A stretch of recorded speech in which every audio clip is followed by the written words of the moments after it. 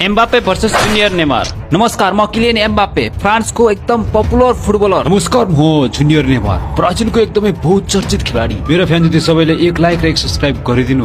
मेरा फ्यानलाई त झन् भन्नै पर्दैन, 1 लाइक र 1 सब्स्क्राइब त गरिसके होला। मेरो जन्म सन् 1992 मा ब्राजिलको मोगिदास क्रुज भन्ने सहरको एउटा सानो परिवारमा भएको थियो। मेरो जन्म सन् 1998 मा फ्रान्सको पेरिसमा भएको थियो। ब्राजिलको लागि 3टा वर्ल्ड कप खेले, तर ब्राजिललाई एउटा पनि जित्न नसकिन्।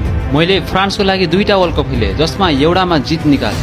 मैले सन् 2009 देखि सन्तोष, बार्सिलोना, PSG जस्ता नामी फुटबल क्लबमा खेल्दै आइरहेको छु। मैले सन् 2015 देखि मोनाको, PSG जस्ता फुटबल क्लबबाट खेल्दै आइरहेको छु। एम्बाप्पे मेरो त पुरपुरमै नभएर हो क्या, म त एउटा पनि ब्यालन डोर अवार्ड जितेको छैन यार। नेमार, तिमी म त एउटै ड्याङ्गा मुला रहेछ। मैले पनि अहिलेसम्म एउटा पनि ब्यालन डोर अवार्ड जितेको छैन। खैर केही छैन, पछि जितेर देखाउने छु। मैले पनि जितेर देखाउने छु। मेरा फ्यानले कमेन्टमा नेमार लेख्नु होला अनि मेरा फ्यानले कमेन्टमा एम्बाप्पे लेख्नु होला। हेरौँ आज कसले जित्छ।